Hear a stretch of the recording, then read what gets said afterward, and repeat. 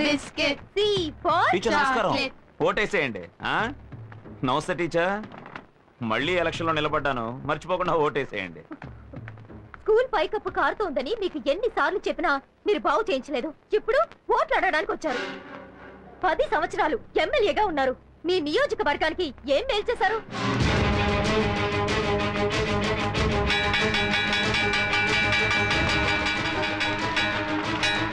రాయ్, తలుపులేసేంట్రా.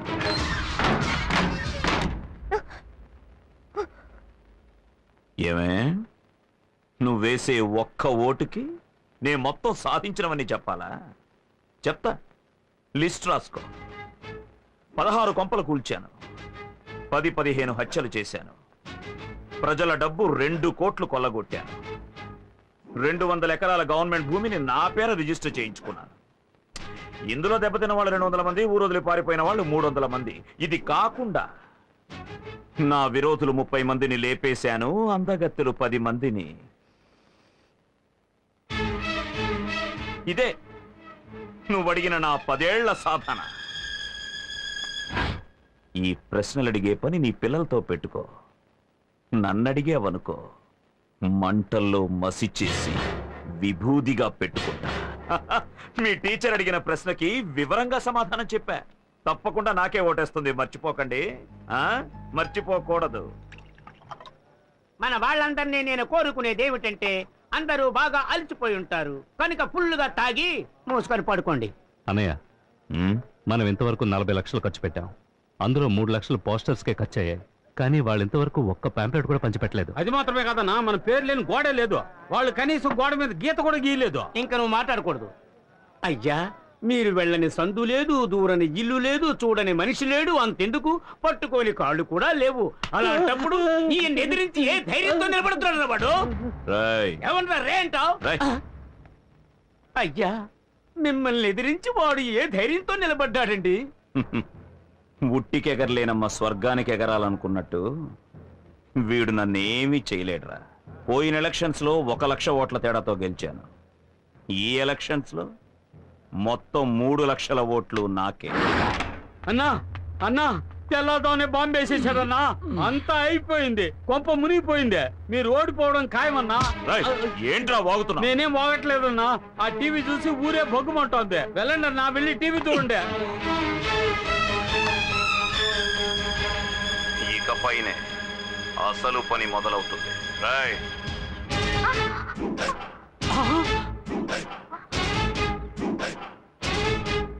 ఏంటే మొగుడికేసి లుక్కులు ఇస్తున్నా? కాంట్రాక్టర్ చెప్పన్నా. వీళ్ళంతా ఎవరో తెలుసా? తెలీదన్నా. ఇదిగో ఇక్కడ నించున్నారే పబ్లిక్. వీళ్ళ అమ్మ, బాబు, అక్క, చెల్లెలు, పెద్దమ్మ, పెదనాన్న, చిన్నమ్మ, చిన్నాన్న, బావలు, మరదళ్ళు, మనవళ్ళు, మనవరాళ్ళు మొత్తం అందరినీ దించేశా. వీళ్లతో రోడ్డు వేయించు. ఆ రోజు మీటింగ్ లో బఠానీలు అమ్ముకునే వాళ్ళంతా మెంట్లుగాళ్ళన్నా. ఇప్పుడు చూసావా, అయ్యగారి భాగవతం ఊరంతా తెలిసిపోయింది. అంతా ఈ టీవీ వల్లేరా? రే రాజు అన్నయ్య, ఇంకో 10 నిమిషాల్లో ఈ త్రిశూలం టీవీ ఉన్న చోటు ఉండకూడదు. నేలమట్టం చేసేయండి. అలాగే అన్నయ్య. రేయ్ రండ్రా.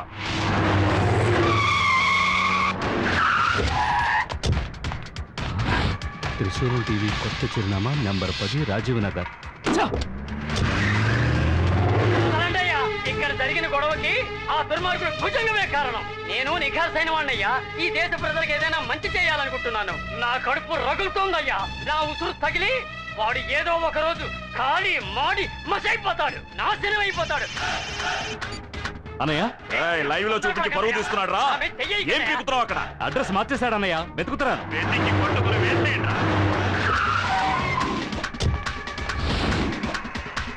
క్షమించండి, త్రిశూలం టీవీ నెహ్రూ వీధికి మార్చబడింది. ఎలక్షన్లు అయ్యేంత వరకే వెళ్ళది ఓటు. అది పూర్తయ్యాక ఇవన్నీ పరమ వేస్ట్. ఆ తర్వాత నీ మెడ మీద వేస్తాను కత్తి వేటు. ఉన్నమాట చెప్పాలంటే వాడే వేశాడు మీకు వేటు. ఇంకా ఏం చేస్తున్నావురా? అన్నయ్య, అడ్రస్ మళ్ళీ మార్చేశాడు. కాకుండా నా విరోధులు 30 మందిని లేపేశాను, అందగత్తెలు 10 మందిని.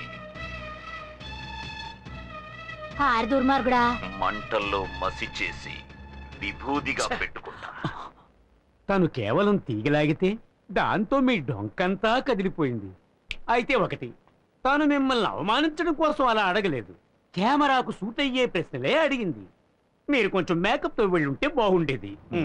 మూసుకో. మళ్ళీ క్షమించండి, త్రిశూలం టీవీ పాత అడ్రస్కే. పాత అడ్రస్కి. త్రిశూలం టీవీ ఇదే అడ్రస్ లో సంచలన వార్తలతో రండి వెళదాం.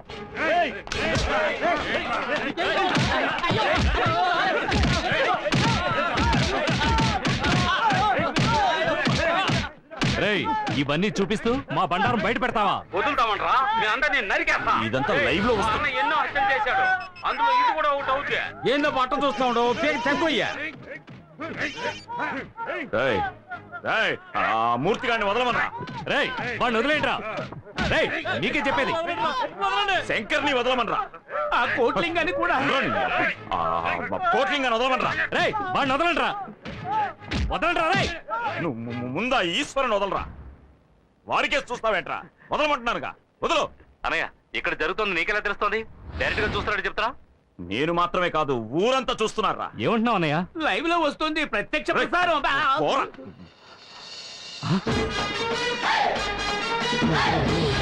మేము గెలవడం కోసం ఎన్ని హత్యలైనా చేస్తావురా. వెంటనే వచ్చేయండి రా. రేయ్, ఇచ్చిన బిల్డప్ చాలరా, నోరు మూసుకొని పో. వాడెందుకు వెళ్ళిపోయినాడు? వీడెందుకు ఇట్టా చూస్తా ఉన్నాడు?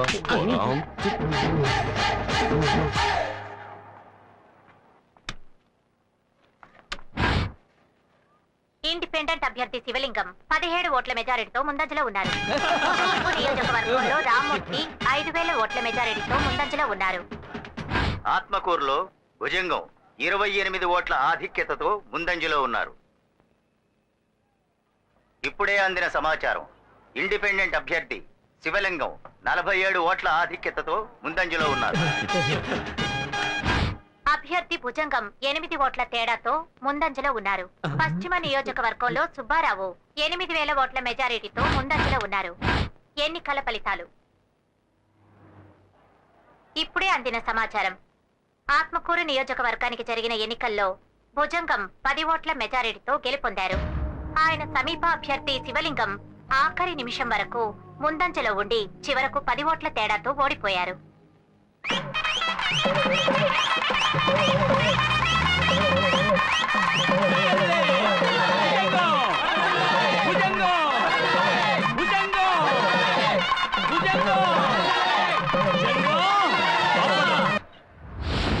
ఎందుకురా పూలమాల? ఏంటన్నయ్య, మూడోసారి గెలిచావుగా. ఎన్ని ఓట్లతో? 10 ఓట్ల తేడాతో గెలిచామన్నా. అయ్యా, 10 ఓట్లు 1000 ఓట్లు, గెలుపు గెలిపే. దొంగ ఓట్లు ఎన్ని వేశారు? 25,000 ఓట్లు అన్నయ్య. అవి వేయలేదంటే చెప్పరా. వేయలేదంటే ఓడిపోయి ఉండేవాళ్ళం. నేను ఓడిపోయే పరిస్థితి కలిగించింది ఎవర్రా? ఎవర్రా? ఈశ్వర్ అన్నయ్య. ఏంట్రా ఈశ్వరి? రాయ్, ఆ పూలమాల అలాగే ఉంచుకోండి. వాడి శవానికి వెయ్యాలి. రాయ్, లాక్కురండి రావండి.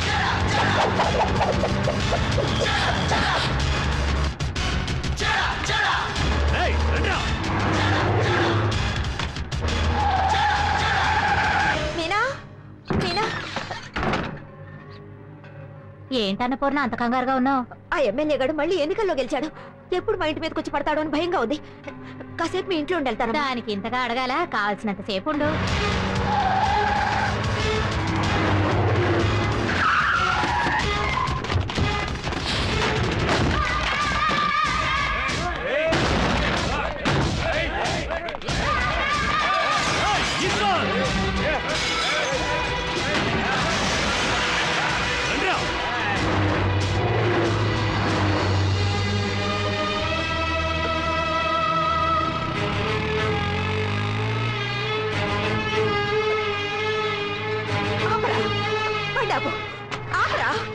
ఏంటమ్మా ఎక్కడ ఉన్నావు? నాతో బయలుదేరు.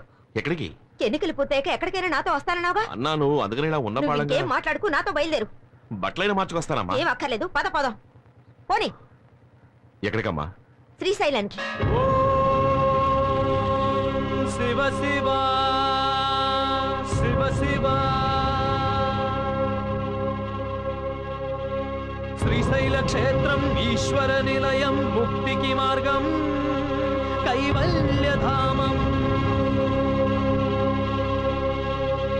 విశ్వము కంత హృదయ భాగము భక్తుల మదిలో నిత్య తేజము ఈశ్వర నిలయం శ్రీశైల క్షేత్రము ఈ సుదినం మా హృదయం శివమయమే శివమయమే నీ స్మరణం ఒక జాగృతి కిరణం జ్యోతిమయమే జ్యోతిమయమే శ్రీశైవ క్షేత్రం జ్యోతిమయమే ఓం నమః శివాయ నమః.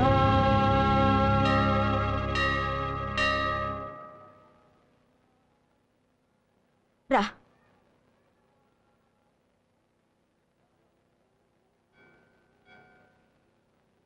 స్వామి,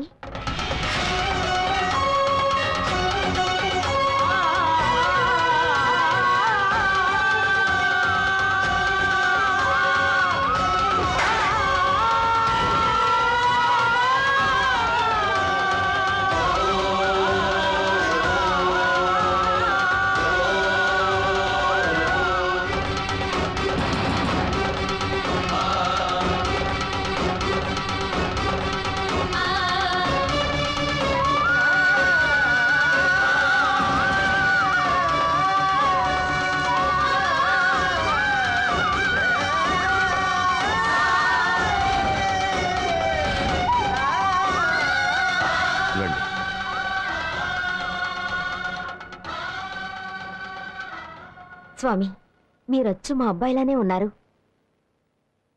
ఇక్కడికి వచ్చే వాళ్ళందరికీ నేను బిడ్డలాంటి వాడిని. చెప్పండి. మా అబ్బాయి చూడ్డానికే మీలా ఉంటాడు, కానీ మీలో ఉన్న సహన గుణం మచ్చుకు కూడా మా వాళ్ళలో లేదు. చిన్న పెద్ద తేడా లేకుండా న్యాయం ధర్మం అంటూ గొడవల్లో చిక్కుకుంటూ ఉంటాడు. ఒక దైవం కరుణాస్వరూపం అయితే ఇంకొక దైవం ఉగ్రస్వరూపం.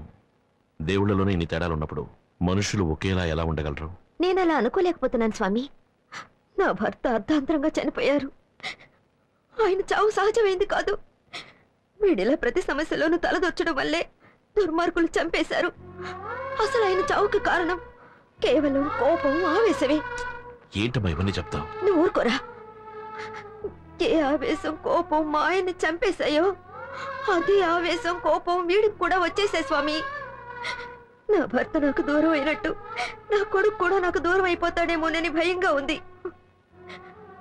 మీరే వీడి మనసు మార్చాలి స్వామి.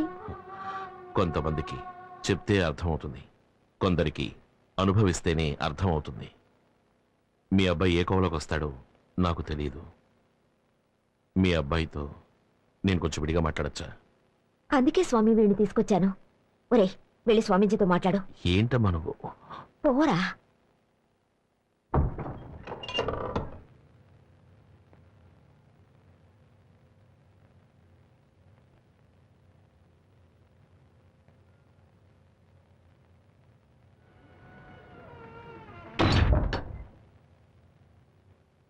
ఎందుకు బాబు మీ అమ్మగారిని ఇబ్బంది పెడతావు? అయ్యో, ఆవిడ గురించి వదిలేండి స్వామి. ఎప్పుడు ఏదోటి సణుగుతూ ఉంటుంది. ఊళ్ళో సంగతులు అస్సలు ఏమీ తెలియవు. ఊళ్ళో సంగతులు నీకు అనవసరం. ముందు పెద్దవాళ్ల మనసు నొప్పించకుండా నువ్వు నడుచుకో. అందుకని సామాజిక స్పృహ ఉండకూడదని నేను చెప్పడం లేదు. ప్రతివాడికి సామాజిక స్పృహ ఉండాలి. గాంధీజీ హింసకు పాల్పడ్డారా? కత్తి చేత పట్టారా? ఎవరి మనసుని నొప్పించకుండా ఆయన దేశభక్తిని ప్రదర్శించారుగా. అందుకే ఒక సామాన్యుడు మహాత్ముడై ఈనాటికి జీవిస్తున్నాడు. సమాజం పట్ల నీకున్న శ్రద్ధని ఈ విధంగా చూపించు. సైన్యం శత్రువులతో పోరాడితే దాని పేరు యుద్ధం. ఒక పోలీస్ నేరస్తుడితో గొడవ పడితే దాని పేరు కర్తవ్యం. ఇప్పుడు నువ్వు గొడవ పడుతున్నావే, దాని పేరేమిటి? యుద్ధమా? కర్తవ్యమా? నేను చెప్తాను. రౌడీయిజం. బతికుండగా మనం చేసిన తప్పులకి చనిపోయిన తర్వాత మన ఆత్మ బాధపడకూడదు. నువ్వు చెప్పేది నాకు వినపడుతుంది, నేను చెప్పేది నీకు వినపడుతుంది. మన ఆలోచన కూడా ఆ దేవుడికి తెలుస్తుంది. ఒక మంచి మనిషికి చెడు ఆలోచనలు ఉండకూడదు. స్వామి, మనకి ఆలోచన ఒకటే, మాట ఒకటే. ఇంతవరకు మీరు మాట్లాడారు, ఇప్పుడు నేను మాట్లాడచ్చా? రావణాసురుడిని అంతం చేశాడే శ్రీరాముడు, ఆయన ఏమన్నా పోలీసా? కంసుడిని మట్టు పెట్టాడే మన శ్రీకృష్ణుడు, ఆయన ఏమన్నా సైనికుడా? చెప్పండి స్వామి. కాదు, మరి వాళ్ళు చేసిందేమిటి? రౌడీజమా? అది అసుర సంహారం. అప్పుడు నేను చేసింది అంతే. అందుకని నేను దేవుణ్ణి కాదు, స్వాములని కాదు. స్వామి, మీరు జ్ఞానులు, ఆధ్యాత్మిక చింతన ఉన్నవారు. మీ లక్ష్యం ప్రశాంతంగా జీవించడం. కానీ నేను ఒక సగటు మనిషిని, జీవించడమే నా లక్ష్యం. ఈ కలికాలంలో జీవితమే ఒక పోరాటం. నేను పోరాడి తీరాలి. గుడికొచ్చే వాళ్ళలో 190% మంచివాళ్ళు, వాళ్లతోటే మీ జీవితం. కానీ సమాజంలో 190 మంది హంతకులు, దొంగలు, దగాకోరులు, దోపిడీదారులు, పోకిరీలు, పోరంబోకులు. వాళ్లతోటే నా జీవితం. నేనెలా ప్రశాంతంగా ఉండగలను? మీరు చెప్పినట్టు ఈ కాలంలో ప్రశాంతంగా ఉండాలంటే ఉండొచ్చు, కానీ ఎలా? ఇంట్లోకి జొరబడి చెల్లెలు చేపట్టుకుని లాగుతారు, చూస్తూ ఊరుకోవాలి. ఫ్రెండ్ని నడి రోడ్లో రౌడీలు కొడతారు, నరుకుతారు, చూస్తూ ఊరుకోవాలి. అయిన వాళ్ళు ఆస్తంతా దోచుకుపోతారు, అవన్నీ సహిస్తూ చూస్తూ ఊరుకోవాలి. నేను చెప్పినవన్నీ వదులుకుంటేనే ప్రశాంతత కలుగుతుంది అంటే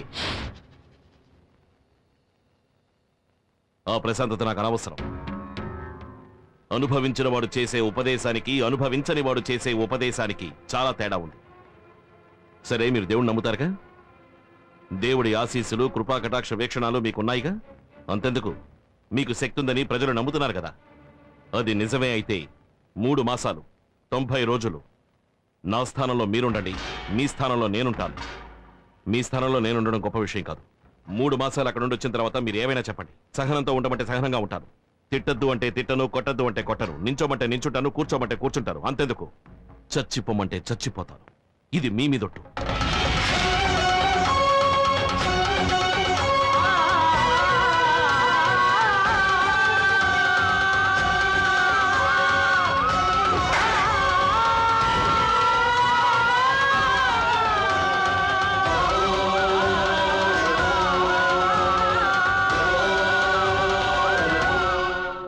ఈశ్వరుడి మీద.